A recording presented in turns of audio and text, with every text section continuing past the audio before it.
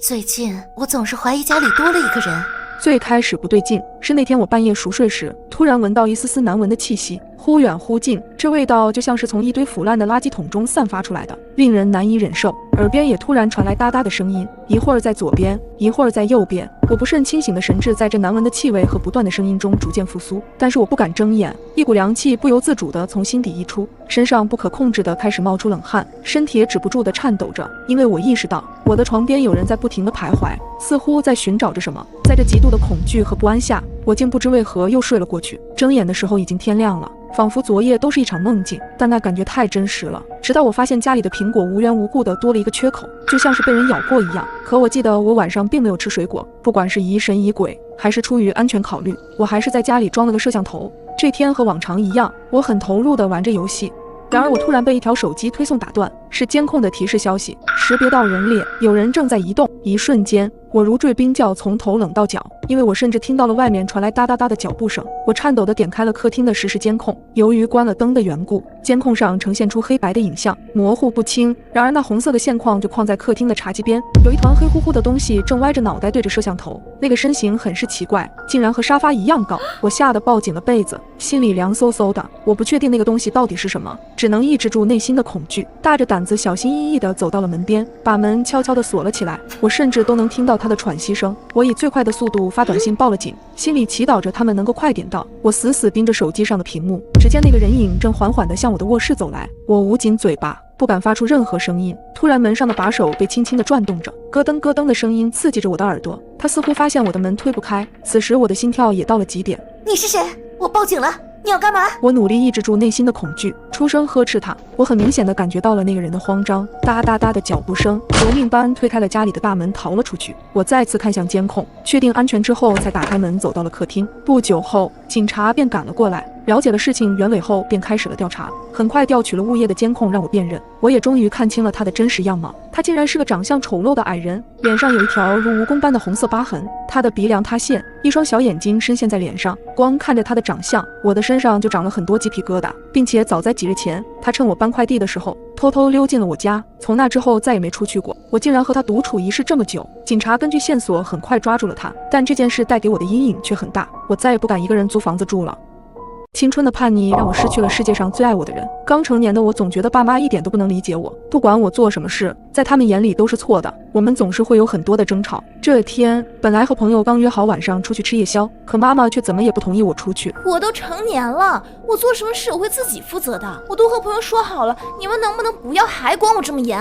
我气冲冲地回到卧室，砰的一下关上了房门，看着和朋友约好的消息，心急如焚，索性便直接从2楼的阳台爬了出去。离开时还能清楚地听到妈妈敲房门的声音，但我还是叛逆地走了。吃夜宵的时候，我还跟小兰吐槽爸妈对我约束得太严格，羡慕起小兰爸妈对她的不闻不问。你别跟你爸妈闹脾气了，他们应该只是担心你的安全。她叹了口气，你不像我家里，他们一天到晚都在外面忙工作，我还想让他们陪都陪不了呢。小兰笑眯眯地拍了拍我，知足吧。和小兰吐槽完，其实我的心情已经好了许多，再加上她一通安抚，我最后还是回了家。到家楼下时已经凌晨2点了，我看着家里黑漆漆的，没有任何动静，有些奇怪，难道他们都没发现我不见了吗？委屈的眼泪溢出眼眶，咬了咬牙，还是开了家里的门。不知为何，原本熟悉的家里此时让我觉得有些阴森森的。我摸了摸手臂，关上房门。正当我疑惑爸妈是不是已经睡着了的时候，我听到了妈妈的声音，她似乎有些紧张。叶子，快走！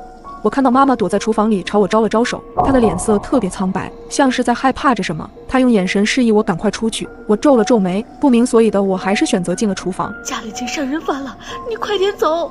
我愣了一下，突然楼上传来了一阵脚步声，嘎吱嘎吱的声响敲击着我的心脏。随后门猛地被关上，门外的爸爸声嘶力竭地喊着：“快走！”慌乱之下，我打开了窗户，迅速爬上了厨房的台子，翻了出去。就在我回头想拉妈妈的时候，却发现妈妈不见了。来不及多想，我赶紧来到了邻居家里找他们帮忙，随后打电话报警。很快警察就赶了过来。一阵破门声之后，我看见警察抓着一个男人出来，确定已经没有了危险。我兴奋地跑进了屋里，而屋里却没有爸妈的身影。客厅里躺着2具盖着白布的尸体，我的脑中一下子炸开了，泪水瞬间布满了我的眼眶。警察沉默地拍了拍我的肩膀。就在这时，我突然看到路边的灯光下站着2个熟悉的身影，只见他们浑身是血，不是别人，正是我的爸妈。见我朝他们看去，他们举起手臂朝我挥了挥手后，就慢慢的消失了。邻居阿姨站在我的身边，抹着眼泪。这天杀的！最近咱们小区附近有在逃杀人犯的，不是说提醒关好门窗吗？你爸妈怎么这么大意？我震惊地看向了邻居阿姨，后来通过警方我才知道，坏人是从我卧室的阳台上进来的。他刚进到我的房间，就撞见了正好开门的妈妈，妈妈就这样被他杀害了。当他准备离开的时候，他又看到了循声上楼的爸爸，趁他没反应过来，对他也下了手。我没有告诉过任何人，我当时是如何从厨房窗户逃离的。爸妈用行动诠释了他们对女儿的爱，现在我才真的明白他们的心意，可惜已经晚了。我想这辈子我都不会再原谅我自己。如果3天后将要爆发丧尸病毒，你会做哪些准备？虚掩的门外，电焊枪呲呲冒着火花，李彻沉默的背影在明灭的火光中显得十分诡异。他竟然在封阳台。与此同时，手机上传来了一条快递驿站的推送，您男友购买的商用大冰柜正在派送中。我故作镇定地将房门轻轻合上，这条推送不禁让我更加慌张。而今天是我与男友冷战的第4天。我登录了我们关联的快递账号，不翻不知道，他不光买了3台商用大冰柜，还买了剔骨刀、固体酒精、磨刀石、防雨布等。我忍不住浑身发冷，昔日亲密无间的另一半，现在却让我感觉如此陌生，脑子里也浮现出不少刑事案件。而就在此时，门外的声音停了，脚步慢慢靠近，我握紧把手，大气不敢出。苏童，咱们账户还有多少钱？他声音低沉，没有要进门的意思。我双唇微微颤抖。你问这个干什么？我下午想去买些东西。说着，他突然转动门把手，我立马尖叫出声：别进来！你别生气了，我买完东西就跟你解释。李彻声音满是无奈，我攥紧手机，差点没吓得哭出声。前几天跟他吵架，也是因为他不知道从哪里拉回来一台2手发电机，那台发电机又笨重又占地方。问他为什么买发电机，他却支支吾吾的说不出个所以然。现在看来，只怕是他早有计划了，连异常用电这种事都想到了。门铃叮咚一声，他顿了一下，转身去开门。我松了一口气，哆嗦着编辑短信准备求救。对，是我预约的下水管道改造，最近管道老是堵。对了，我们这儿3楼能不能单独走管道？钱不是问题。不一会儿，厨房里叮叮咚咚地拆了起来，声音也越来越大。我盘算该不该直接冲出去求救。焦灼之际，李彻不知道什么时候站在了门外，他接下来的话夹杂在嘈杂的施工声中，却清晰地让我汗毛直立。苏童，还有3天末日就要来了。我坐在副驾上，李彻一脸凝重，像是他口中说的末日真的要来临了一样。你是不是脑子有病？我傻傻回过神，荒谬感盖过心中的恐惧。电视剧看多了还是小说看傻了？哪有什么末日啊？苏童，你相信我，我没有骗你。红灯前，李彻看着我的瞬间，我被震撼住了，因为我从来没见过他这么严肃的样子。你记不记得前段时间我分享给你的报道？我想起那篇不明原因病毒导致正常人丧失理智的报道。那报道是真的？你别跟我说你买发电机和冰柜是为了囤物资。是。封阳台是为了防止丧尸入侵。对。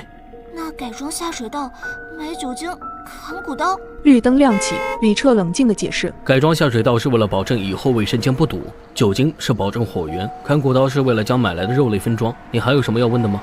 我呆愣地看着前方，其实此时我内心已经动摇了。你说的是真的？真的，还有3天，所以我们现在得做好准备。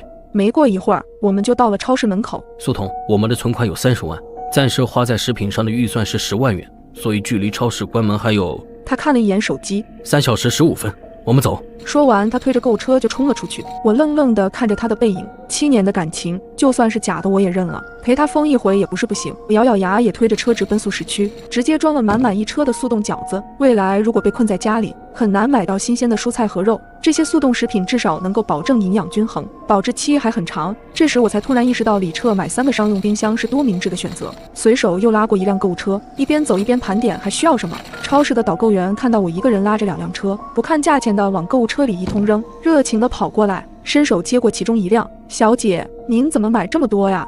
您还需要什么？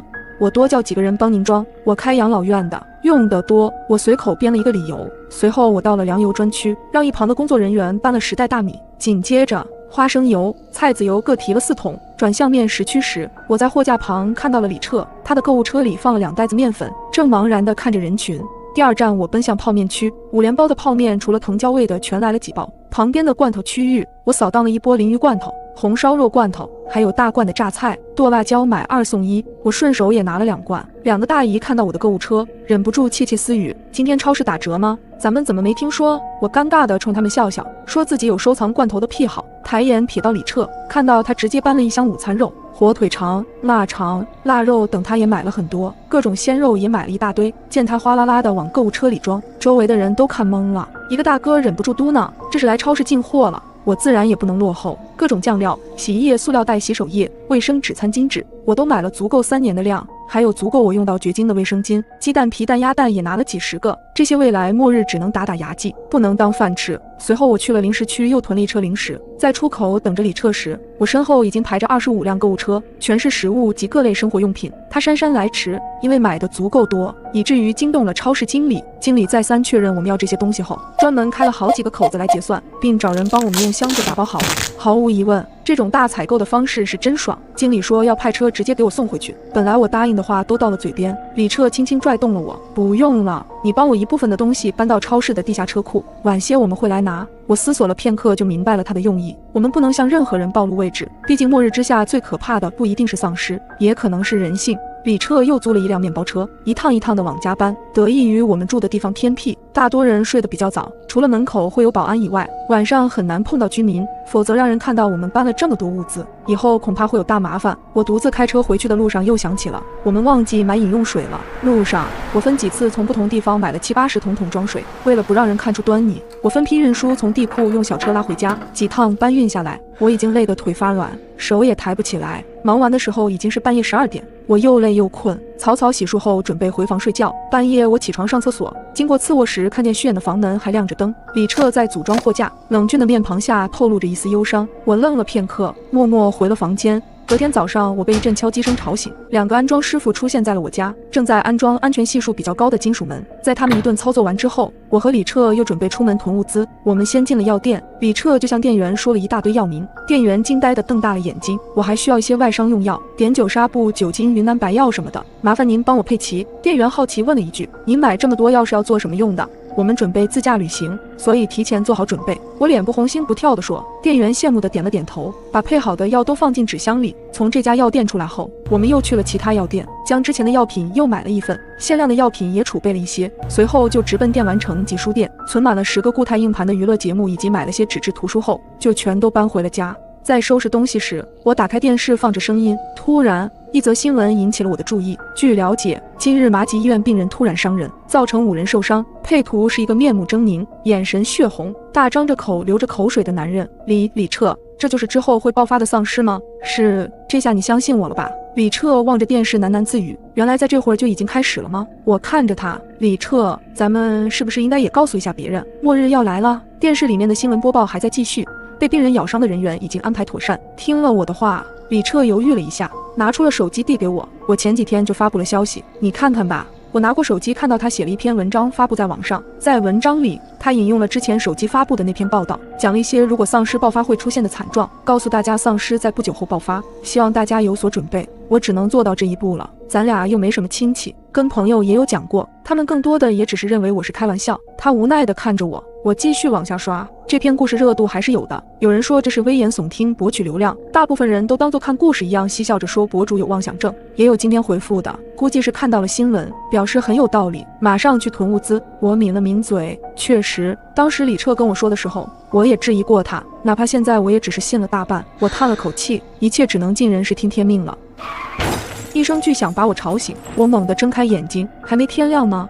我皱了皱眉，竖起耳朵听着动静，外面十分嘈杂，撞击声、爆炸声、哭喊声夹杂在一起。突然，一股气味钻进鼻腔，烟糊味，什么东西烧焦了吗？我一路嗅到客厅，家中这股烧焦的气息无处不在，应该是从外面传进来的。想到这，我拉开阳台的窗帘，我瞬间惊呆了。马路上抛锚了好几辆汽车，浓烟有一半是从汽车散发出来的，巨大的火光从对面的门店炸出。抛开浓烟，还有人在奔跑，楼下一堆人围在一起不停地攒动，奇奇怪怪不知道在干什么。但诡异的是，我没有听到一个人说话，更多的是奇怪的咀嚼声。我愣怔地看着楼下，满目疮痍。突然，一阵痛苦的惨叫声让我浑身血液冷凝，我浑身止不住的颤抖。下一秒，一个丧尸猛地转过头，我看到他一双毫无生气的眼睛里带着原始的饥渴。丧尸真的爆发了！我整个人呆若木鸡，冷汗呼呼的往外冒，连后退的勇气都没有。李澈从身后拉上的窗帘，直接将我搂在怀里，捂住了我的眼睛。我会变成他那副模样吗？说这句话时，眼泪灌进了我的嘴里，又咸又涩。听了我的话，李彻却突然红了眼眶。我一定会保护好你的。我和李彻的手机突然响个不停，业主群里无数条消息涌了出来，所有人都很恐惧和无助。这到底是怎么回事？是拍电视剧还是玩真的？怎么可能是假的？现在一打开窗子全是血腥味儿，我亲眼看到802的老太太倒下的，要不是我跑得快，怎么办？有人报警了吗？现在满大街都是丧尸，估计警察都忙不过来了。我们单元门口有僵尸在撞门，早知道会有僵尸爆发，我说什么也不买1楼。我才大学毕业，还没谈女朋友，不想这么玩完了。别出声，1、2个肯定撞不开的，别让更多丧尸听见。突然间，101在业主群里发了一段语音，我颤抖着手点了进去，接着一声凄厉的惨叫声传来，还伴随着生肉的咀嚼声。发生了什么事情？你没事吧？我焦急地打下这行字，回答我的却是死一般的寂静。2分钟后，202发来一个视频，视频中4个丧尸僵直地站在门外，机械地撞击着门板，其中有个丧尸我认识，他就是101的小伙子。我的脑袋嗡的一下，感觉自己离死亡真的不过一步之遥。我窝在床上浑身发抖，尽管盖了2床被子，依旧感觉冷得不行。李彻端了杯牛奶进来，看着我此时的状态，他叹了口气，苏童，你得调整好自己，这些画面在未来将是常态。我咬着牙点了点头，伸手接过李彻手上的牛奶。下一秒，外面传出一声女人凄厉的惨叫，我吓得一个机灵，内心的慌张险些把杯子摔在地上。我茫然地看着李彻，李彻拉住我的手，鼓励地看着我。我深吸一口气，怯生生地走向门口。猫眼中，一个丧尸正在袭击404的夫妻，女人已经被丧尸抓在手上，眼看就要一命呜呼。她不停地向男人求助，男人胆怯地站在门口，尽管手里抓着木棒，却迟迟没有动手。突然间，男人咆哮着发狠一般，将女人和丧尸一同推出了门外，然后死死地反锁了门。听声音，貌似还把重物堵在门口。门外，女人的惨叫写满了悲怆。我的心里像塞了一团棉花，闭上眼睛，难受的想哭。被爱人亲手推向死亡，一定无比绝望。此时，群里再次发来消息，我们家里没来得及储备食物，谁有吃的，我花钱买。我家里有水果和啤酒，能换几袋方便面吗？想要买食物的发言在群里层出不穷，不过一个卖家都没有。大家都心知肚明，眼下食物比钱金贵得多，在自己出不去，外人进不来的情况下，钱就是废纸。几分钟后，物业发来了一条群公告，各位业主不要恐慌，请大家躲在家里不要出门，我们会想办法把物资送到大家手上，让大家都能等到救援来的那一天，加油。看完公告内容，我和李彻苦笑着对视了一下，此时大家都是泥菩萨过江，这只是物业宽慰大家的场面话罢了。不过依旧有人天真的迎合着。几天的时间悄然过去，得益于我们之前囤的货，我们不会饿着肚子，但是我总有些没胃口。昔日热闹的小区静悄悄的，仿佛被人按了暂停键，不时传来的惨叫声和剧烈的撞击声依旧让我心悸。我坐在沙发上发呆，祈祷这场噩梦赶紧醒来。门口传来了急促的敲门声，门外的难道是丧尸？我用力地将自己抱紧，抿紧嘴唇，不敢发出一丝声音。不要怕，丧尸不可能这么有礼貌。李彻小声地对我说。敲门声再次传来，苏童，我是你楼上的赵姐，你家里有白菜和土豆吗？能不能卖给我一些啊？赵姐轻声说话的声音传了过来，听到是她，我的心情放松一些，刚想搭话，李彻却拉住了我。别乱说话，如果让他们知道咱们家有物资，会有大麻烦。李彻的话让我一愣，我捂住了嘴巴，但又有些疑惑。李彻也认识赵姐，她总是温温柔柔的，偶尔还会来我家串门，可为什么现在李彻说她不是好人？还有他们是谁？苏童，我前几天看到你和男友搬食物了，咱们邻居一场，相互帮帮忙吧。听到屋内没说话，赵姐低声细语的声音又传来了，我有些诧异。当初为了防止别人发现，我们特地选在了半夜运输物资，甚至都用纸箱子打包好了，她为什么会知道？李彻示意我往外看，猫眼里赵姐的眼睛左顾右盼，带着恐惧与焦急。不对，她的眼神总是往右侧在瞄，我吓得冷汗冒了出来。她的身侧有人。猛然间，赵姐用力的砸门声响起，我吓得差点喊出声，心扑通扑通狂跳起来。苏童，我知道你在家，给我点食物吧，求你了。她砸门的声音依旧没停，突然门外传来一阵丧尸的吼叫，紧接着就是凌乱的脚步声，一个男人骂骂咧咧的声音响起。要不是你说他借物资，我会陪你走这一趟吗？这么危险你还砸门，赶紧给我想办法，不然老子拿你去喂丧尸！哥哥，我已经想到办法了，你们再给我次机会吧。赵姐唯唯诺诺的话越传越远，我紧张的心都要跳出来了。所以他们是来抢夺物资的，好像还不止一个人。如果开了门，那我和李彻岂不是很危险？我看了眼李彻，再次庆幸他的未卜先知。李彻，你说赵姐是被威胁了吗？不管她是不是被威胁，他有预谋来咱家，这个事儿你不可否认。我咽了口水，下意识地点了点头。就在我以为这件事结束的时候，业主群里突然发来一条消息，是赵姐发的。2幢2单元402的业主家里有很多食物，我亲眼看到的，大家赶紧去找他。这条消息瞬间让群里炸开了锅，开始有人疯狂艾特我们，能不能卖我几斤猪肉？女朋友想吃涮锅，能不能帮个小忙？我们想做个饱死鬼，小姐姐帮帮忙吧。家里没米没油，拜托了！看着蜂拥而来的消息，我的脑袋也像炸了一般，疼痛难忍。李彻的眉拧成了一个川字，脸色像锅底一般黑。赵姐这招真狠，一下子让我们成为了众矢之的。如果我们抵不住压力拿出了物资，虽然他们分到的少，但总归最后还是能拿到。我们和502的业主之前有些不愉快，他说的话大家不要当真，我们也没有存货。我明白大家对物资的渴求，可的确是爱莫能助。我不想让事情变得复杂，于是在群里发言，然而并没有平息赵姐挑起的争端。有就拿出来吧，扭扭捏捏的算什么？要是我有，肯定大大方方和别人分享，毕竟患难见真情嘛。大家都是邻居，远亲不如近邻。你今天伸出援手，以后遇到难处大家也不会袖手旁观。现在可不是自私的时候。看着群中的消息不断，我气得浑身发抖。总有人站着说话不腰疼，既然这样的话，那储备物资的邻居接个龙，大家看看一共有多少食物，也好合理分配一下。李彻的消息刚一发出去，群里顿时鸦雀无声。几分钟过去了，没有一个人参与接龙。李彻无奈地冲我耸了耸肩，看吧，这就是人性。门外丧尸的低吼声传来，刚刚赵姐的敲门声引来了许多丧尸站在门口徘徊。他们应该进不来吧？我的双手全是冷汗，惊恐地问李彻：这门我提前做了加固，材料结实得很，就算他们撞门也不可能打开。李彻扶着我回了卧室，拿出手机放着我最爱看的节目，可我的心里乱极了，一眼也看不进去。我忍不住又瞄了一眼业主群，群里依旧静悄悄的。李彻说完后，再也没人发言。不知过了多久，窗外突然传来了一声巨响，是重物落地的声音。我忍不住拉开窗帘张望，一个女人怪异地趴在绿化带上，周围有一大滩血迹。对面5楼开着的窗户前站着一个男人，正低着头向下张望。一些丧尸也闻声围了过来。难道女人是被他扔下去的？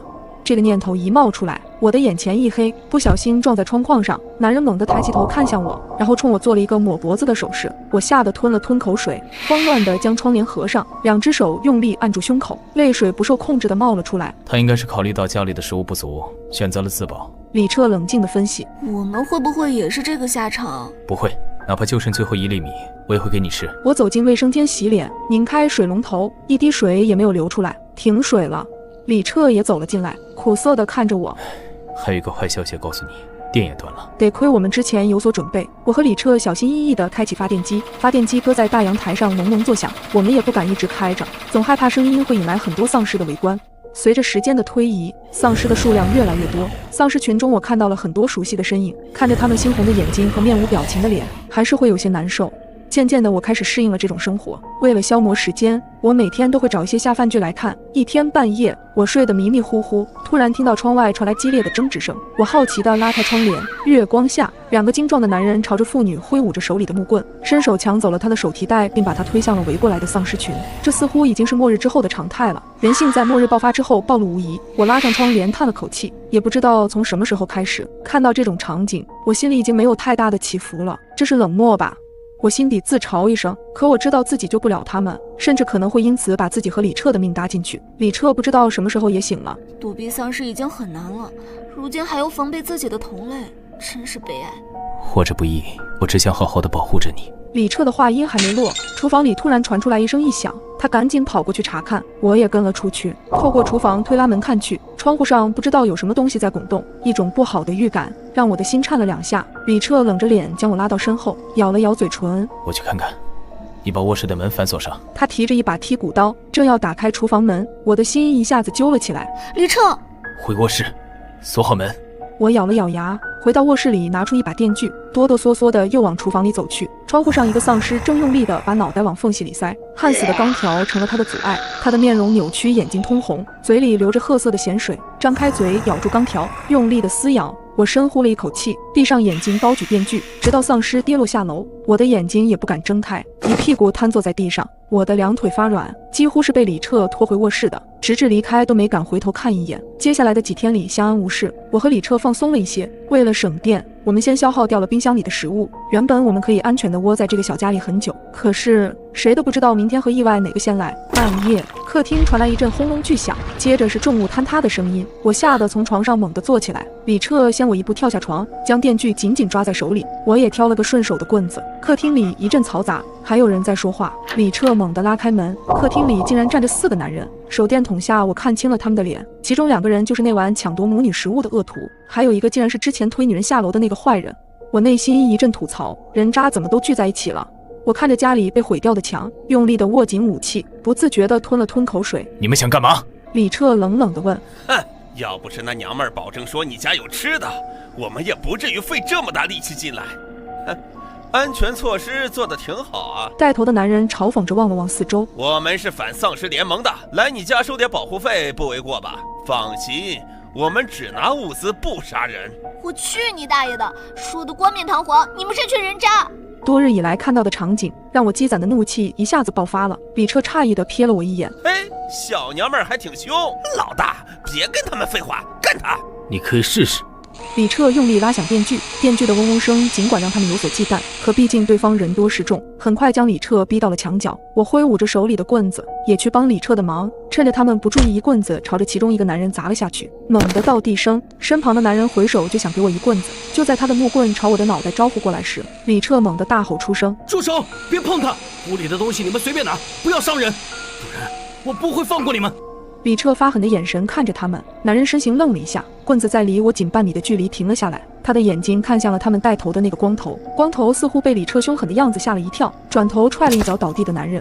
废物，连个女人都打不过。随后便开始指挥剩下的人搬东西，很快屋子里的东西都被搬走了。李彻万念俱灰，抱着我喃喃自语：对不起，都是我的错。没事的，李彻，只要我们活着就有希望。食物被抢走后，李彻先把被凿开的墙面封了起来，但他整个人也颓废了不少。尽管我不停地想逗他开心，可他的脸上依旧布满愁云。清晨，我被一阵细碎的声音惊醒，猛地往身旁看去，李彻并不在身边，我心中隐隐不安，蹑手蹑脚地下了床。次卧里，李彻正在用保鲜膜包扎他身上的伤口。你要干什么？我突如其来的声音吓得他将保鲜膜扔在地上。李彻有些不自然地瞟了我2眼，然后将保鲜膜捡起来。你到底要干嘛？这样伤口不容易愈合，容易感染的。我有些生气地说：我出去找食物，你在家里乖乖听话。果然如我所料，李彻是担心自己的伤口会引来丧尸。不行，要去一起去，否则谁也别想出这个门。外面的局势很不明朗，我不想你跟你一起冒险。李彻目光深沉，语气里有一丝沮丧。你不是已经见识过我的杀伤力了吗？肯定不会拖你后腿的。我拽住李彻坚定地说。李彻了解我的性格，知道我肯定不会让他自己出去。他盯着我看了许久，终是无奈地点头。你可以出去，不过有一点必须记住，尽管我们出来的目的是拿物资，但也不要把自己置身险境，保住这条命是最要紧的。李彻严肃地对我说。我点了点头。为了方便逃跑，我们换上了跑步鞋和运动衣。出门前，李彻把拖把拆了，将2把刀分别用胶带牢牢固定在木棒上。他说这样用起来更顺手，威力更大，远近皆宜。又用胶带将我们的4肢牢牢绑定起来。原本我想带着电锯，可李彻说他太重，声音也大，没准引来更多丧尸。准备妥当之后，我们打开尘封2个月之久的大门。我和李彻的心情都有些沉重。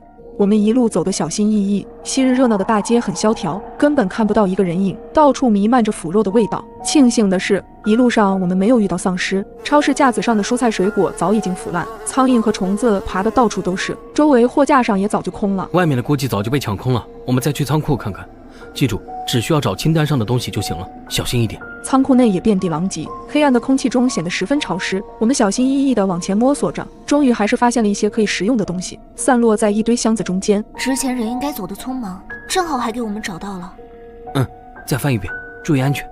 我直接把还没有过期且能填饱肚子的食物装进袋子里。就在我感叹自己的好运气时，旁边突然晃出一个影子，我惊出一身冷汗，下意识地抽出刀冲着那个身影的命门砍去。丧尸突然发出刺耳的吼叫声，血溅的到处都是。我还来不及松一口气，李彻突然大喊：小心右边！我拎起刀直接向右横劈，李彻用力踢倒身旁的货架，将另一个丧尸砸在下面，然后直接举着剔骨刀结束了他。你没事吧？李彻慌乱地把我拉到身边，仔细检查我身上是否有伤口。我没事儿。确认我安然无恙后，李彻才松了一口气，抬手擦了擦额头上的汗珠。可惜没过一会儿，我就听到一波丧尸的吼叫声。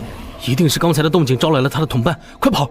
李彻颤抖着拉着我往大门处跑去，迎面过来了好多丧尸，我和李彻开始拿刀抵着他们。得亏他们只靠着本能行动，但我们也没占到半点便宜，我们几乎精疲力尽。有一个丧尸直接扑向我时，我根本来不及反应，多亏李彻冲过来，将他撞向一边，拉着我迅速跑出超市。跑出一段距离，我看了眼李彻，他的脸色有些苍白，却始终带着笑意。没想到你还有这样的一面。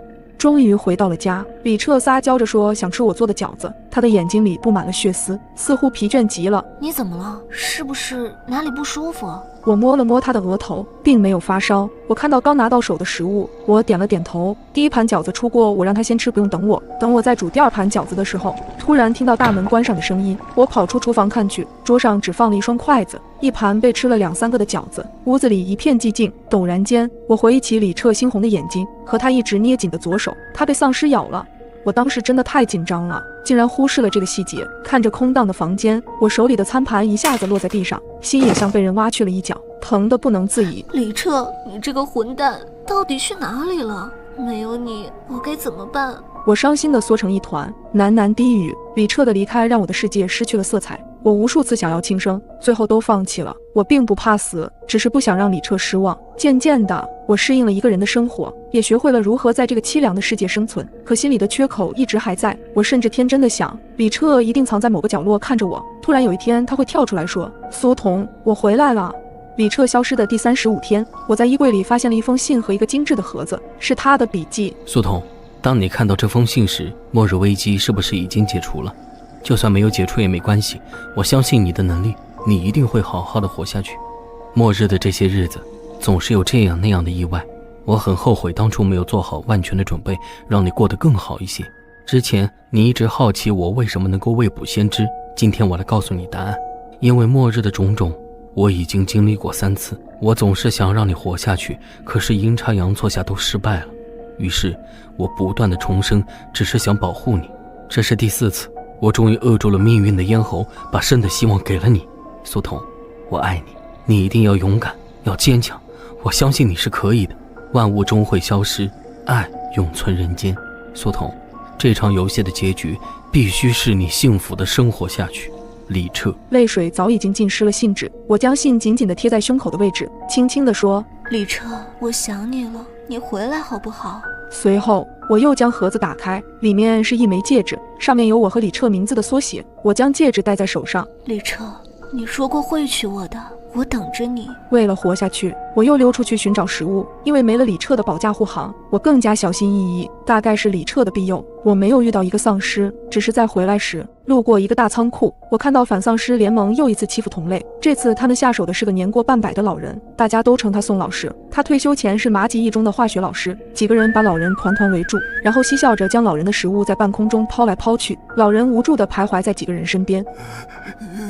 你们行行好吧，我老伴病了好几天了，要是再不吃东西，那真的会死的。老东西，都这么大岁数了，还活着做什么？简直是浪费粮食！你们是不给我留条活路，那大家谁都别想过。老东西，还敢威胁我们？真以为我们不敢打你啊？光头伸手就给了老人一巴掌。我在大门后看得咬牙切齿。说着，老人从包里掏出一枚自制炸弹，绝望的引爆，瞬间火光四射，几个人被炸得东倒西歪，惨叫声不绝于耳。很快，动静引来了一群丧尸，还活着的2人往我这个方向跑来。